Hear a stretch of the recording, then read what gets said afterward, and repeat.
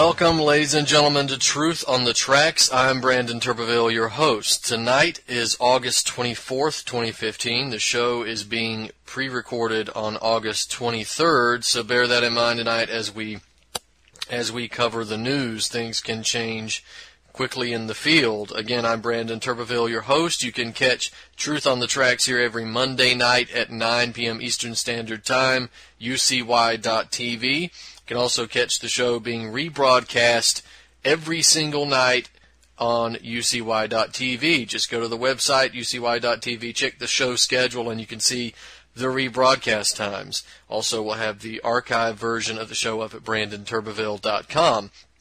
We come tonight to August 24th with war and economic collapse in the background and on the horizon. We've got a number of very concerning issues that we're going to try to tackle tonight and try to do justice to at least a few of them. Now, we've got to mention some local action that's being taken. We always try to promote that. And we also want to address some other issues related to the website. But before we do, if you want to keep track of my work, then I'd encourage you to go to activistpost.com and naturalblaze.com, the two sites that I write for regularly. And if you're interested in my work specifically, then I would encourage you to go to brandonturbeville.com and keep track of all the work that I do there. All of the articles are reposted there, all of the interviews, all of the archive versions of this show, the YouTube videos, and of course there is a books tab that's available there as well as an events page and contact feature and all that kind of stuff. It's all at brandonturbeville.com, and that gets updated as things come out in real time, as well as we can do it. Now, just to mention, first of all, that the site is slowly being improved. We're trying to do that, and we're trying to hopefully bring some great additions and updates to the site. But there's quite a bit going on, and not just in the news, but in the way that we are trying to present it to you, the analysis that we're trying to present, and the action that we're trying to take. And a lot of this is coordinated, shall we say, through immense personal and professional tasks, a number of tasks. So we're trying to juggle a lot of different things here and still get this information out and try to encourage people to be active and provide some solutions for the action and the demands. So that being said, a lot of you may have noticed that brandonturbeville.com has been a bit silent over the last 2 weeks. There's only been, I think, 2 posts that have been made on the website, despite the fact that there's been so much going on in Syria. And I have a good excuse, but I can't tell you what that is yet. Just keep checking the website, keep tuning into the show. You'll find out soon enough. We have quite a bit of information coming out on a number of different topics, and hopefully in the very near future we are able to reveal some of these topics and these products and services and well, what should we say? We will hope to have the website being updated regularly, and of course back to covering the situation in the Middle East soon enough. But in the meantime, keep checking the website. It only takes a second to go to brandonturbeville.com, and hopefully you'll hear of some more updates coming out soon on the Middle East and on a number of other issues, and some very important information coming out in tranches and as a whole group in the near future. So if that's not cryptic and confusing enough, just keep checking the website.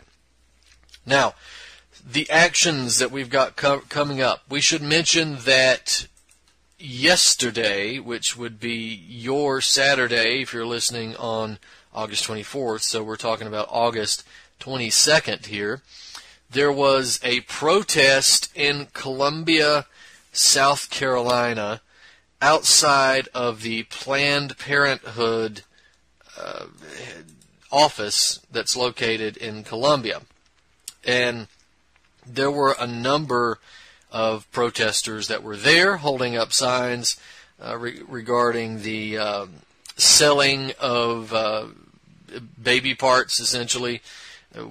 Most of the individuals who listen to the show may have seen the video, so there was a protest going on there. And it was, we have scant information on this, right? We have some individuals there that were a part of some type of ministry. I think maybe a Moment of Hope outreach. I'm not sure if this is a church or if it's just an outreach program on its own.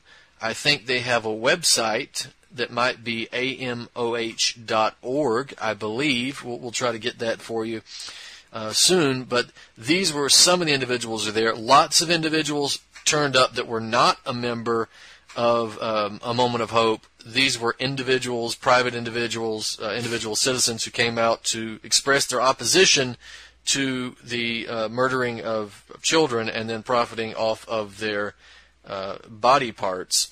So that happened, and we regret that we weren't able to announce that it was going to happen. It kind of came to this late, but some of the individuals, there is only one, I think there's only one abortion clinic, Planned Parenthood abortion clinic in Columbia, South Carolina, but from 8 a.m. until 11 a.m., these individuals are out protesting Planned Parenthood, and they're there Monday through Saturday. So if you are interested in taking part in the protest of Planned Parenthood and their attack on children and the selling of human body parts, then I would imagine that you'd want to stop in. Again, this is Columbia, South Carolina, and just Google it, right? From what I'm being told, there's only one abortion clinic there, so you should be able to find the Planned Parenthood office and join in. There will be people there. Again, this show does not necessarily, we certainly don't promote religion here, any religion,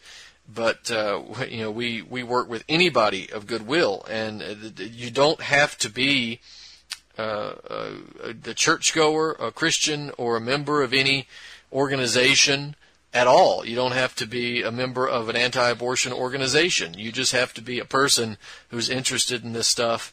And if you have a common interest, which is stopping Planned Parenthood from at least this type of issue, then you should go out and join with other people who have this same interest. And don't let any personal details of religious belief or religious non-belief get in the way, right? You've got common interest. What would you rather do? Would you rather stop Planned Parenthood, or would you rather bicker over something minor? This is something we've talked about a number of times on this show. Do you want to stop forced vaccination, or do you want to argue over minor differences? Do you want to argue over race? Or do you want to stop a war? Or do you want to argue over Democrat and Republican politics? It's really that simple. So you've got a common interest. There will be people at this organization at this protest that will be pointing out the history of Planned Parenthood and Margaret Sanger and her virulent racism and attempt to destroy the black community and the black race as a whole. Now, of course, that's being expanded to everyone. So please join these protests and make your voice heard. And again, that will be Monday through Saturday, 8 a.m. to 11 a.m. in front of the only abortion clinic in Columbia, or at least the ones that we know of. So there's that. Now on to the vaccines. We've got some more action coming up. We have a seminar, Healthy Kids Naturally, which is going to be taking place on September the 12th from 9 a.m. to 5 p.m. at CPCC, 1231 Elizabeth Avenue, the Elizabeth Building in Charlotte, North Carolina. You have to have tickets to attend this event. It's being sponsored by People Advocating Vaccine Education, PAVE.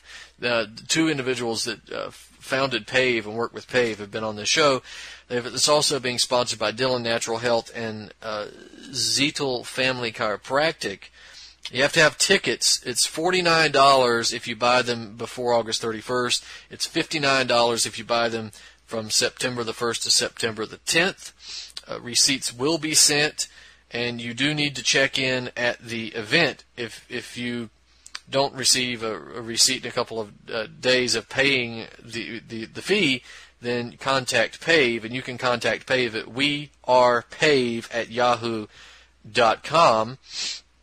There's going to be free parking in the deck across the street from the event, and there is a Facebook page. It's Healthy Kids Naturally. You can find it. It's an event, and you can join and see if you're interested. The most interesting thing about it, they're going to have some speakers there.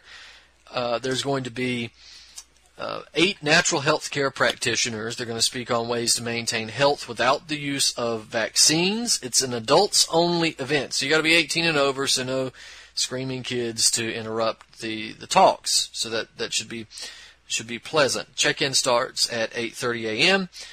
Now, again, 8 speakers. One is Dr. Philip Arnone, Naomi Zeskind, Danielle Papagiorgio, Dr. Greg Brannon, A.J. Lanigan, Crystal Cliff, and Dr. Dave Hamilton.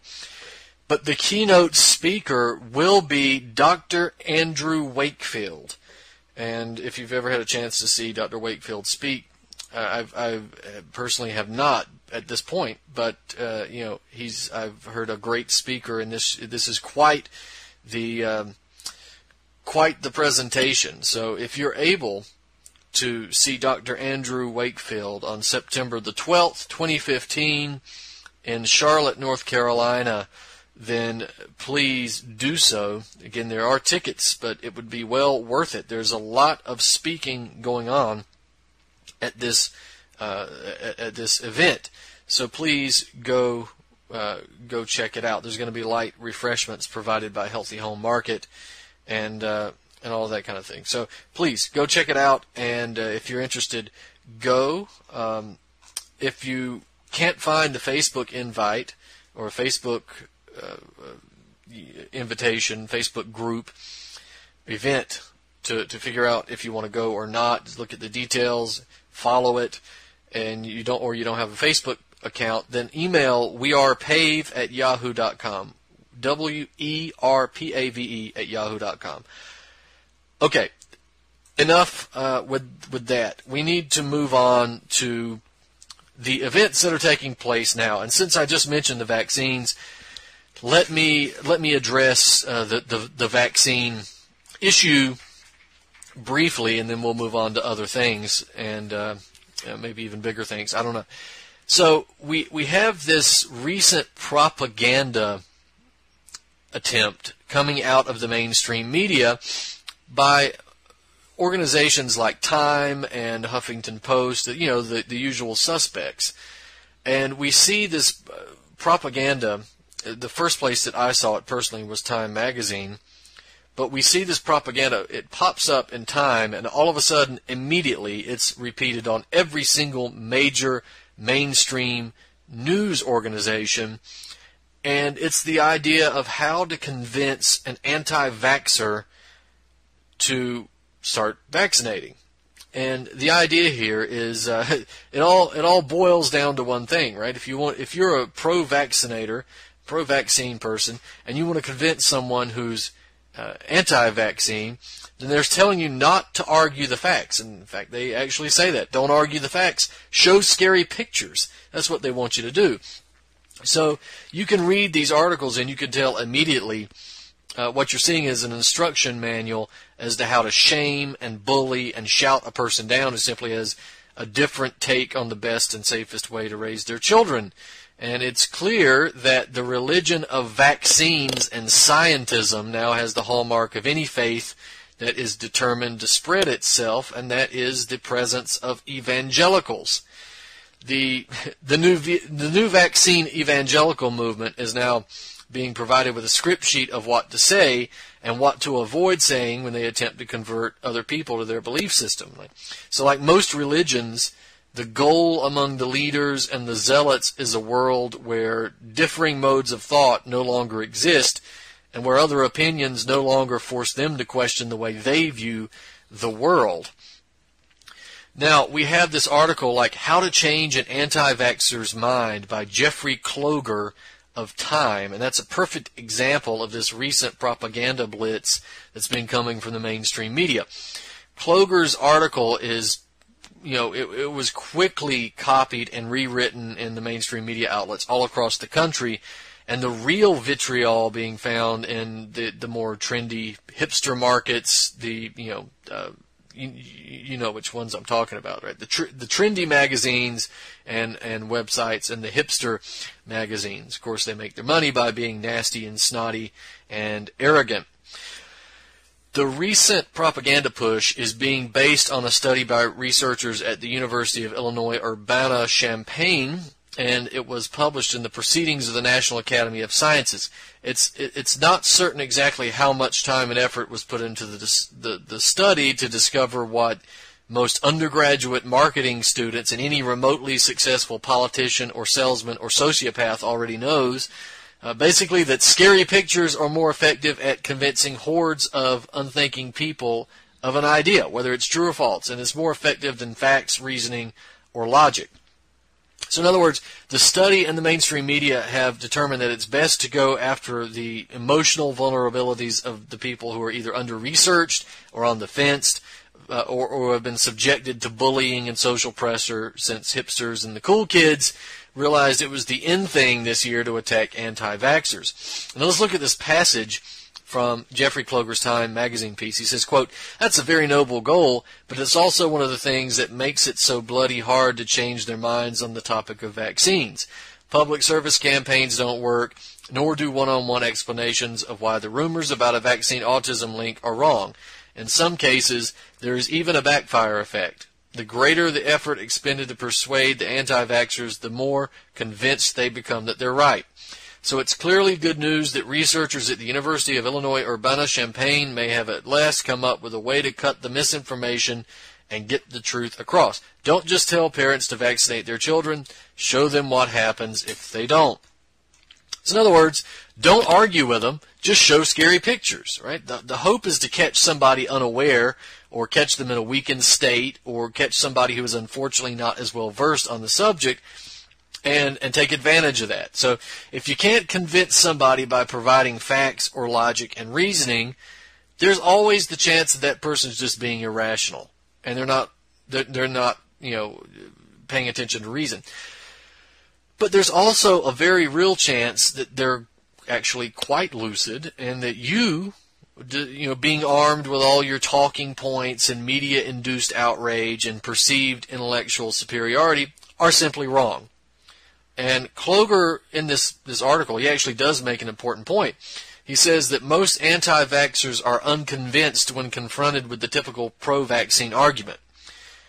But that's not because they're necessarily rigid of their belief systems. It's mostly because the typical pro-vaccine argument tends to be baseless propaganda, and it's rooted in rhetoric, not in science. And as for the social aspect, if anti-vaxxers didn't abandon their beliefs when the first few waves of obnoxious big pharma propaganda came blasting through the airwaves, they're generally not impressed when their friends, their family, or even complete strangers take it upon themselves to give them a regurgitation of the talking points they heard about vaccines on NPR or CNN or they read in Time magazine. So, after all, social shaming and bullying, if your opinions are strong enough, do tend to produce the opposite of the desired effect. The idea of showing scary pictures to someone to convince them of something is not just a rudimentary propaganda method or effective propaganda method. It's also dangerous, particularly when the scary pictures are being broadcast over every outlet in the mainstream media. We had a spat of articles posted in the New York Times, for example, propaganda narratives like, quote, "My patient doesn't do vaccines," and, quote, "The dangers of vaccine denial," quote, "A discredited vaccine study's continuing impact on public health." All of these studies, they're aimed at painting the science surrounding the numerous demonstrations of vaccine dangers as pseudoscience and parents who question the safety of vaccines as delusional or obsessive Luddites. So they're designed to produce a false consensus within society that vaccines are safe and effective, and they're essentially trying to create a self-fulfilling prophecy. So if enough people read the propaganda and believe it, particularly if they think the majority of others believe it, the victim population are going to come to believe the propaganda. So the New York Times and its ilk are going to be sharing scary pictures to go along with their tripe. But, well, we all know what happened the last time the New York Times posted scary pictures and emotional words. Maybe one day we'll get out of Iraq. Now, I've just spent too much time on this, really, on the vaccine issue. I want you to go to BrandonTurbeville.com, and if you will take a look at the article, North Carolina activist Nicole Revels discusses North Carolina backyard chicken idea. It's also up at naturalblaze.com. That is a secondary interview that I conducted with Nicole. She was on the show a while back discussing the chicken ID law. She was also discussing the mandatory vaccine law, so she's quite the activist in the area. And there's some documents in here. She mentions a memorandum coming from the North Carolina Department of Agriculture and Consumer Services, the Veterinary Division. We've embedded the documents in the article, and it's basically a text interview. So I don't have the time to read through that now. You can do that on your own. We also embedded the video regarding the interview that we did before. So go check that out. Now, the question of war. This is becoming a bigger question by the day, despite the fact that in some people's mind the situation in the Middle East was calming down. Now, I posted an article. I wrote an article that was posted on Activist Post and on my website, BrandonTurbeville.com. It was recreated, or it was reposted a lot of different places. It was also recreated in some others. But the title of the article is Israel Drills Ground Incursion in Syria, Pretext Fighting Terror Israel Helped Create. Might sound a little confusing at first, but we'll go through this. Posted on August the 18th. Now, if you are paying attention, you will realize that on August the 21st, Israel did launch attacks into Syria on the Syrian side of the border. So you heard it here first. You heard it on BrandonTurbeville.com and Activist Post first, 3 days before this happened. Of course, ignored by most of the mainstream. So this is something that you could have seen coming if you had been paying attention. If you had been going to BrandonTurbeville.com, you would have been able to see this coming. So I encourage people to do that. Shameless plug there. Absolutely shameless plug.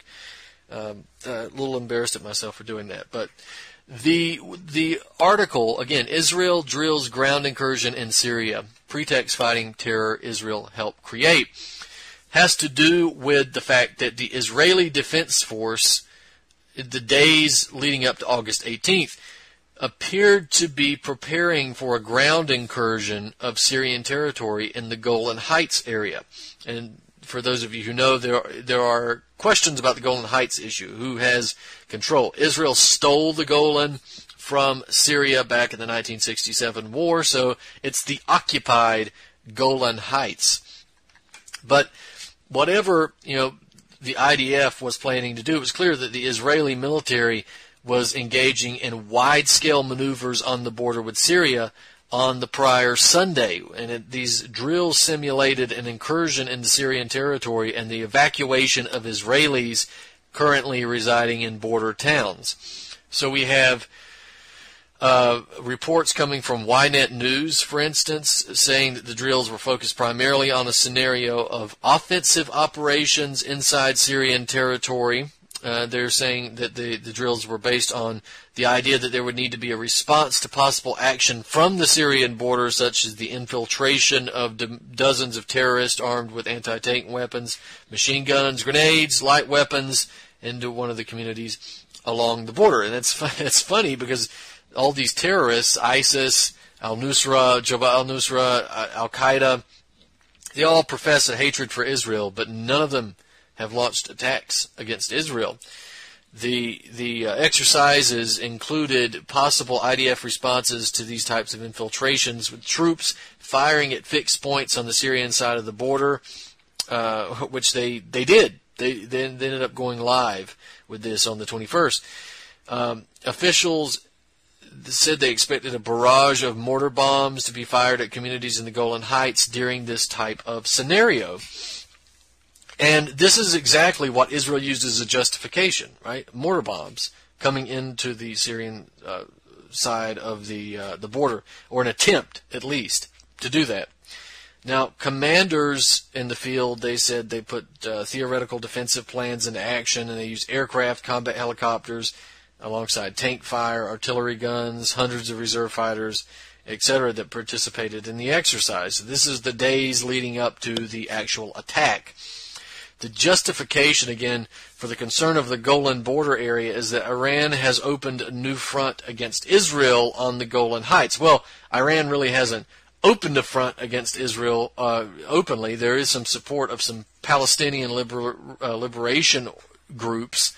There is some support for those groups by Iran and by Syria. That much is true. But the accusation that Iran is pushing attacks against Israel, this is something to be doubted highly, right? These guys produce no evidence to back up their claims that Iran is acting aggressively toward Israel. Indeed, there is no evidence that that is happening. So the source for the claims that Iran has opened a new offensive against Israel seems to be rooted in this recent clash between IDF forces and 4 Druze villagers who allegedly attempted to detonate explosive devices at 3 locations along the border fence. Israel blames the alleged bombing attempt on Iran, claiming that that Iran recruited the 4 Druze villagers to conduct terrorist attacks against Israel. And again, there's no evidence for this. There's absolutely no evidence for it. It has probably much more to do with the fact that the Druze are sick and tired of the Israelis. The Druze are sick of them, as most people are in the Middle East. The overwhelming majority of people in the world actually are sick of the Israelis and their crap. But the Druze, particularly on the Syrian side, are angry with the Israelis because of what they can see clearly on the ground, which is Israeli support of terror, not only providing medical care, but providing weapons and intelligence. And indeed, a number of Druze villagers stopped an ambulance that was Israeli-driven, that was driving this death squad terrorist back to the Israeli side of the border to provide him medical care. The Druze stopped the ambulance and killed this terrorist that was in the back. So that was really one of the first confrontations between the Druze and the Israelis. The maneuvers that were being undertaken under the guise of preparation for the possibility of some type of errant terrorist organization engaging in attacks inside Israel, that was the justification, but the true target of the preparations was clearly the Syrian government and Iran and Hezbollah.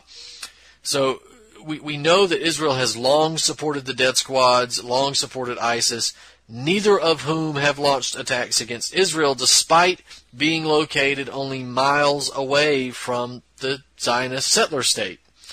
So that, again, I mentioned they provided medical care, they provided military training, they provided outright military assistance.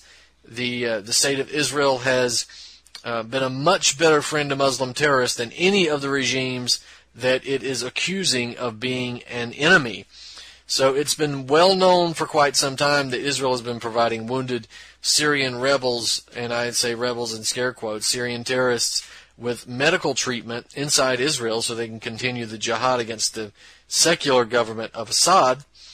And we even had the column Lynch of The Cable, which is the news wing of the Council on Foreign Relations Foreign Policy magazine, and he writes, quote, "In the past 3 months, battle-hardened Syrian rebels have transported scores of wounded Syrians across a ceasefire line that has separated Israel from Syria since 1974, according to a 15-page report by UN Secretary General Ban Ki-moon on the work of the UN Disengagement Observer Force. Once in Israel, they received medical treatment in a field clinic before being sent back to Syria, where presumably some will return to carry on the fight.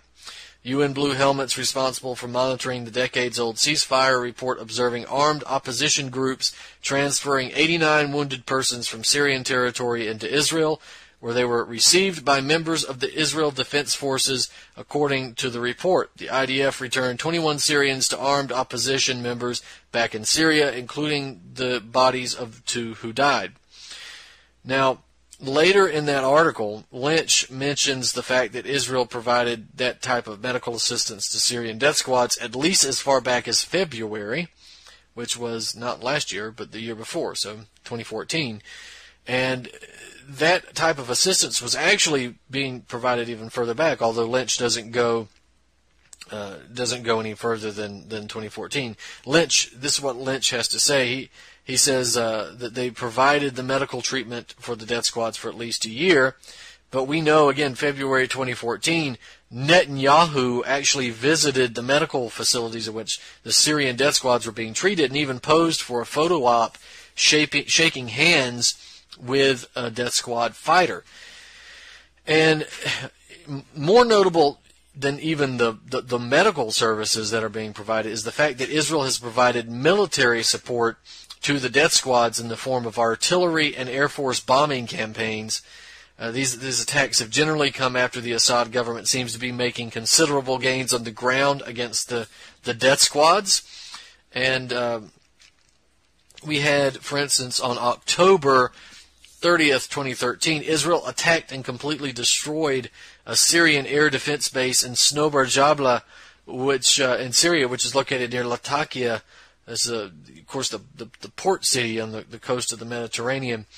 That base was alleged to have housed a surface-to-air missile battery, so you can see what's going on there.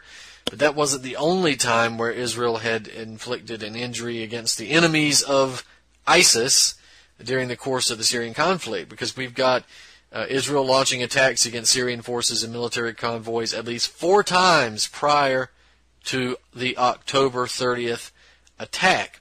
In June 2014, Israel launched a series of airstrikes against Syrian military positions under the pretext of retaliation for a cross-border attack, which was almost certainly initiated by the terrorists themselves. Their logistical inadequacy was apparently so great that it spilled over into the Israeli-occupied territory of the Golan.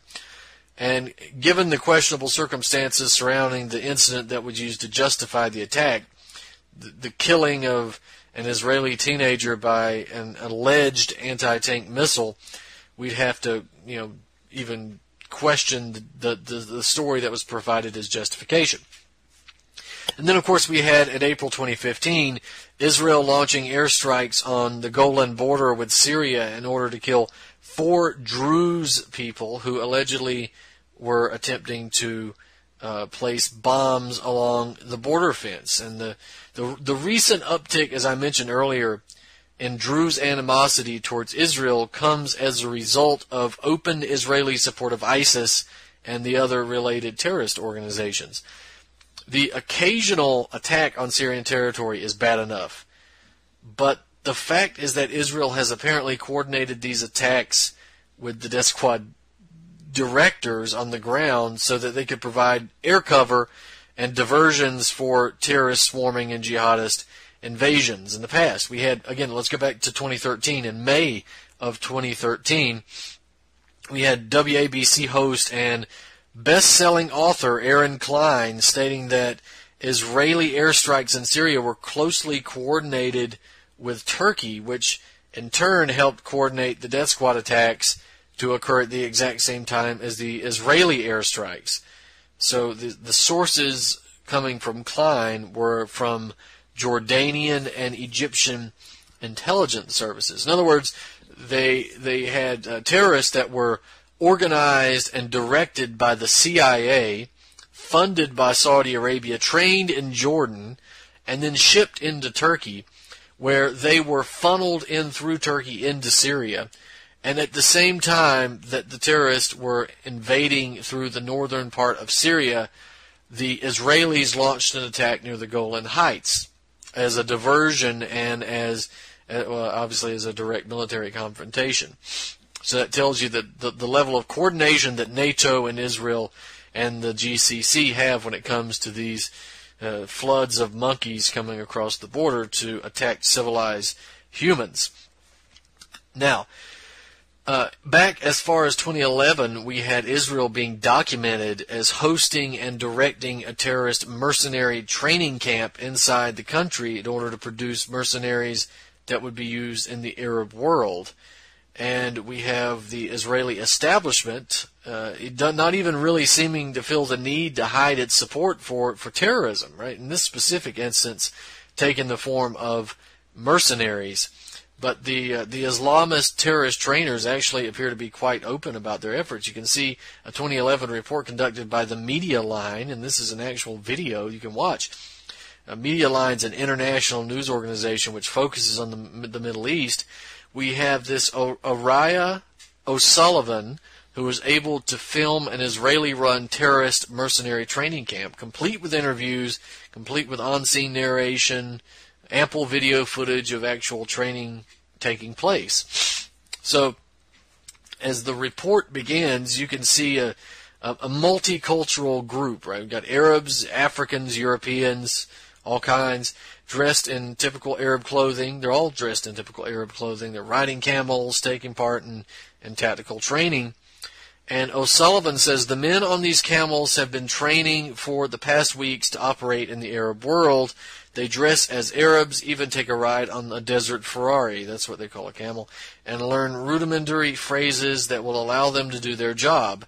They have come to Israel to learn from former members of the country's secret services.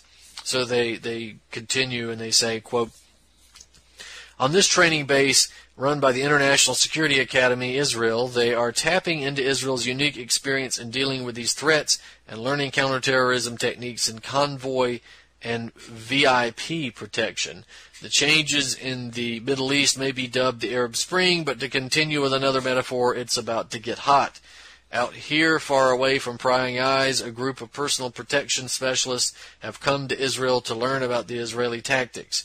Their background is diverse, from police to military officers, even a former French legionnaire, and will go on to work for governments and private security contractors. So, end quote. They did an interview with one of the students, and the guy says, quote, only the best can train here with the best. I have this feeling that something like was bringing me here. Something was like, go and do it now. We have another guy saying, well, I learn a lot because Israel has brought up a standard of training that everyone in the world will have to emulate from them. And with this, and I'm going back, I think I will take what I've learned in Israel to impart on my fellow colleagues. And then the narrator comes back in, quote, but it's an expensive program costing upwards of 2,000 euros a week. But this can be a lucrative profession, earning thousands of euros a day. Just don't call them mercenaries. This line of work is one of the oldest in the world. Still, it seems like it's always in demand. And we also have this guy, Vinky Rahman, a mercenary. It was like he was from Singapore. He says, quote, some of those dictatorships' governments have fallen basically, and that's going to create a new chaos and confusion in the market, and that's also going to create some instability in the market. So that's why I think we're getting more of these incidents and terrorist attacks and such going to happen. So there you have the quotes. Maybe I should just recommend that you go see the video and see it for yourself. So most of the people in that video were largely mercenaries who train the dupes and deviants who take on the role as cannon fodder for jihad and only engage in limited combat operations themselves. It's clear that the only allegiance they have is to the dollar. But the individuals who make up the bulk of the death squad, fanatic organizations across the Arab world, religious fanatics, savages, the criminally insane, they maintain an open hatred for Israel. In other words, the death squad members at the bottom who are either ignorant of the fact that Israel is itself a major backer of their own movement, or those guys who are just incapable of understanding anything other than what their faction leader has told them. These guys are caught between tragedy and farce, really. Israel is not only involved in directing and implementing Islamic terrorism in other countries, on its own soil, Israel has been documented as creating fake al-Qaeda groups to justify its treatment of the Palestinian people. In fact, we have Israel's arch nemesis, Hamas, being created by Israel for the purpose of splitting the Palestinian Liberation Organization and Fatah, the leading outfit for the Palestinian Freedom and Resistance Movement. And we will come back to that, because I want to talk on some of these other issues that are happening in the news right now that spell World War. And then we'll perhaps come back to Hamas if we have time, because we can discuss that at some other point. The question of Syria, and again I mentioned that Israel fired into Syria recently. We have again on August 21st, the rebel group that's based in Damascus, Islamic Jihad, Muhammad Alan, who was fighting the Israelis. This is a group that is anti-Israel, and they are apparently funded by Iran to some degree, saying that Israel is attacking Syria for another purpose, that it has to do with a propaganda purpose more than an actual attack. And of course we have to disagree strongly when it comes to this. The Israeli military is not going to stage drills, it's not going to stage a false flag attack on itself, and it's not going to launch attacks into Syria simply for propaganda purposes. But just so people understand what I'm referring to, on August 21st, we had the Israelis saying that 2 rockets struck close to a northern village in Upper Galilee near the Lebanese border, and they even say that it set off brush fires and it didn't cause any casualties, and that's it. That's all that happened. But as a result, the Israeli military has launched airstrikes into Syria, and they said they did that because of the missiles that came across the border and didn't do anything but start a few brush fires. So again, we have to say that we don't see any evidence that the Syrian government, certainly not Iran, had anything to do with those missiles coming across the border. In fact, we question whether or not missiles came across the border at all. And so that's something to be aware of. But the Israelis responded by a number of missiles fired from the Israeli Air Force. Strikes hit some of the Damascus, according to the rebels, which means the monkeys in Syria. According to them, the strikes hit some of the Syrian military facilities near the Golan. There were casualties reported, according to the rebels. There's still conflicting reports, though, because there's other reports coming from the Syrian TV. The death squads are saying that 5 people were killed and that they were military, and one of them was an Iranian commander. The Syrian government says no, there were 5 people killed, but they were all civilians. The Israeli military is now telling reporters that the IDF had been tracking what appears to be what they're calling a terrorist cell following a rocket attack. That rocket attack that came across the border earlier, that they were tracking that, and then they launched these bombings. So again, Israel on the issue of Syria, Israel again crossing the border to destroy a sovereign nation's ability to resist death squad terrorists who are being funded by Israel and the United States and Saudi Arabia, or at least being supported by those 3 countries in NATO and GCC. So we see Israel acting as Al-Qaeda's air force yet again. Now, the damage that was done to the operation, even if it was the worst case scenario, 5 dead military individuals, personnel, and an Iranian commander, this is not the end of the world in terms of military strategy, but it's significant. Israel continually hits Syria for these purposes, to create this multi-front war and to eat away at the air defenses, to eat away at the military defenses, and to act as Al-Qaeda's air force. Maybe we'll again jump back into that shortly. We've also got reports in the area of provoking Russia, that there are still attempts to do this, along with the Turks and the Ukrainians, the fascist coup clique in Ukraine, the Ukrainian fascist clique, I guess we'll call them, that are essentially both countries, Turkey a member of NATO, Ukraine a puppet state of NATO. But there's been an agreement, apparently, to create, and we'll have more details coming on this during the week, so you look out for some articles on BrandonTurbeville.com in this regard. But we have reports that Turkey and Ukraine are now working together to create a Muslim brigade, a joint Muslim brigade. Now, these terrorists, or the joint Muslim brigade, are not going to fight in Syria. In fact, some of them are actually leaving Syria and traveling to Ukraine. So where do you think these individuals are going to be deployed? What do you think they're going to be used for? Well, of course, the answer is that they're going to be used to fight the Donetsk People's Republic, the Lugansk People's Republic, Novorossiya, in other words.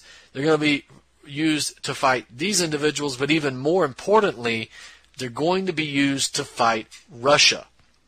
They're going to be used to fight Russia in Ukraine, and they're going to be used to fight Russia in the Caucasus, in Georgia, in other areas, maybe Azerbaijan, and in these types of countries, on the borders of Russia and inside the borders of Russia. And this is a very dangerous game. We've also got good reports coming about the level of assistance that Putin is willing to provide for Syria. We have in recent days the Putin extends the delivery of 6 MiG-31s to Syria. So 6 new planes that will be used to crush ISIS. In other words, Russia is providing more of the necessary tools to Syria to do the job. Now, Russia and Turkey are apparently attempting to create a military commission, but I don't know how well this is going to work out with Turkey.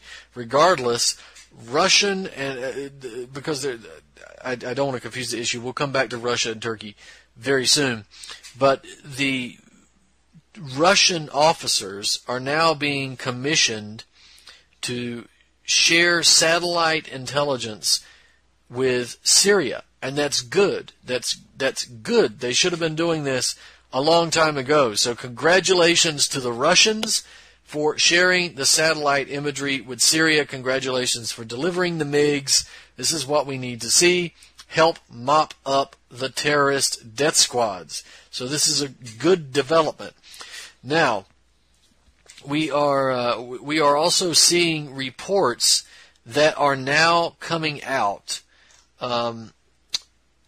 just a couple of hours ago. So this is August 23rd when it's being pre-recorded, regarding the possibility that the Syrian air defense systems have shot down an Israeli warplane violating Syria's airspace. And this is coming out of the Iranian news agency, and Fars news agency. The Israeli fighter jet was largely targeted over the city of Al-Quneitra on Friday. Israel has regularly violated the airspace, as we've just talked about, and apparently they have now lost a jet, if this report is to be believed by Fars news agency. It's also been reported by Sputnik, so we'll see how that transpires. We'll keep following this. Note, Israel has been constantly sniping in more and more, trying to provoke Assad into some type of response. And so far it hasn't happened. Now, of course, Quneitra was the area where Israel bombed recently. So apparently they were, if this report is to be believed, they were flying over this area again and were dealt with. So I have no problem with that. The North Korean situation, a very strange but interesting situation. The strategy of tension tends to be pulled up every time we need a distraction when it comes to North Korea. North Korea has been a nice little bulldog that we could poke in the eye. They could rattle their sabers, threaten nuclear war, threaten invasions. That's laughable. Threaten all of these things. We all focus on North Korea for 3 days, and then something important happens in the meantime. This new tension that's propped up in North Korea, of course, comes as a result of a number of maritime mines that were dropped into the harbor, I guess we should say, or no, maybe not the harbor, but they were in the water, nonetheless, floating, and they damaged a number of South Korean ships and killed some personnel, I believe. So, with that happening, the South Koreans immediately announced that they were going to resume broadcasting propaganda through loudspeakers across the border into North Korea. The North Koreans told them to stop. The South refused. The North Koreans then launched artillery attacks on the areas where these loudspeakers were. So now we are seeing North Korea put its troops on war footing, preparing for some type of direct military conflict. The South Koreans are preparing as well. Now, to be clear, I want to point out, I don't know these mines in the water. Is it believable that the North Koreans would have done such a thing? And the answer is, of course, yes. Is it believable that the United States would have placed mines in a harbor in a sort of false flag method in order to justify creating more tension with North Korea? The answer is yes and yes. So we have to pay attention to this. Now, we also have Russian-Chinese naval drills beginning in Russia's Far East. We have some of the largest drills taking place with Russia and China. Russia is actually sending a number of troops to take place in a major Chinese military parade. It was one of the biggest parades that they've ever had. We've got on August 21st, we had the joint headquarters of the Russian-Chinese Sea Cooperation 2015 naval exercise beginning operations and exercises there. There is movement along the South China Sea, and as I mentioned in my article previously, some months ago, we look at these drills and we often see that the average person doesn't know they're happening. The people who pay attention don't think anything about them. And the people who are informed look at these drills and see the potential for some type of false flag attack or for them to go live at some point. And that's real. But what I think a lot of people might be missing out on also is that the idea behind these drills is not necessarily drills, and it's not necessarily to cover for false flag attacks right now. The point is troop placement. It's placing your troops in strategically important and strategically vital locations across the world, essentially placing your pieces on the chessboard or on the risk board for when the game actually goes live. So it's under the cover of a drill that soldiers get sent to Eastern Europe, that Russian soldiers get sent to the South China Sea. Eventually, when it's ready to go live, you go live, but you've already got your troops placed under the aegis of a drill. So we got to be watching that. Also, in Thailand, we see that Thailand is now experiencing major disruption. It's turning violent. A lot of this has to do with Thaksin Shinawatra, who was the former leader, and the red shirts and these goons that are called to come out and support a U.S.-backed dictatorship in Thailand. Of course, the new authorities are doing everything they can to shoot themselves in the foot in the process, but this is nothing new in these types of countries. We're seeing this in South America as well. Of course, riots in Brazil, riots in Venezuela. We've got the Syrian situation heating up again, and there appears to be the Turks trying to create a joint Muslim operation with the Ukrainians.